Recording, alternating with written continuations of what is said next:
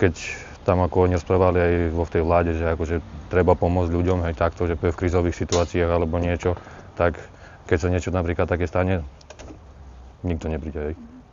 Z toho stromu veľkého zobralo konár a z boka nám ho rozbilo a podfúklo nám celú strechu aj so strešnými oknami a skončilo tu na stĺpe. Teraz zatiaľ ešte sme nedostali nič, žiadne peniaze, len tie 1500 tú hmotnú, strechu na 17,5. Ako škodu? Škodu. Plus dnu ešte nemáme vyhodnotenia, lebo tam sadrokartóny, podlahy sú vymyté. A ako to vyzeralo, keď sa to dialo? To strašne. To ja som akurát nebol, dobrá manželka bola. No ešte dobre, že neboli tu vnúčaté, lebo keby v tej izbe boli hore, to určite by sa dačo stalo. Čiže 1500 už ste dostali od vlády? No to je humanitárna pomoc. Ako ste spokojní s tým, ako vláda reagovala na túto boli s pánom primátorom, boli často, hej. Boli aspoň asi 3 razy.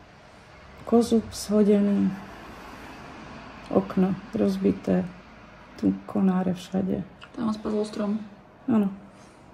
A tým pádom, že spadol, tak aj celú strechu tam to zobralo. To je kozub.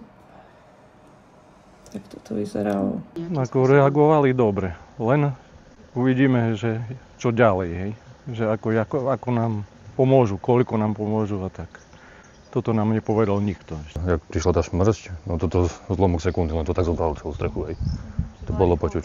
No tak ako všetci, čo mohli tu nájsť z okolitých bytoviek a takto hasiči prišli, každý tu pomáhal, kto mohol, áno. Susedia z tejto bytovky tiež takisto tam pomáhali na tej streche, každému hasiči prišli z okolitých dedín a takto. Tak ako to je také, také divné, to je strašne, lebo vláda by sa mala o to hlavne postarať, aj, lebo v podstate oni, jak aj rozprávali, že keď niečo sa stane takto, že by oni mali prísť pomôcť a takto na pomoc.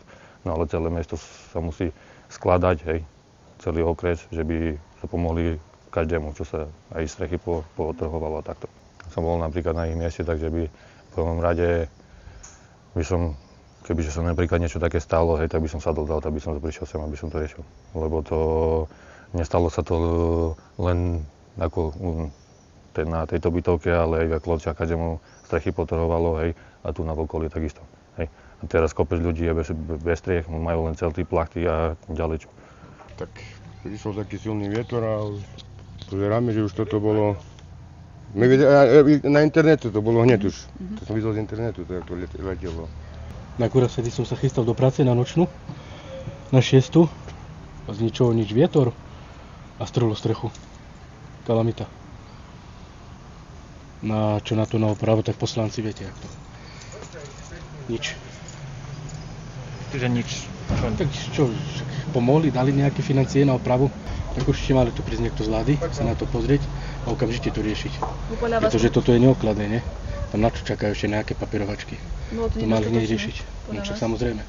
A čo hovoríte na to, že pán minister vnútra bol na dovolenke, že neprišiel? Tak však to svedčí o tom. Ficová vláda.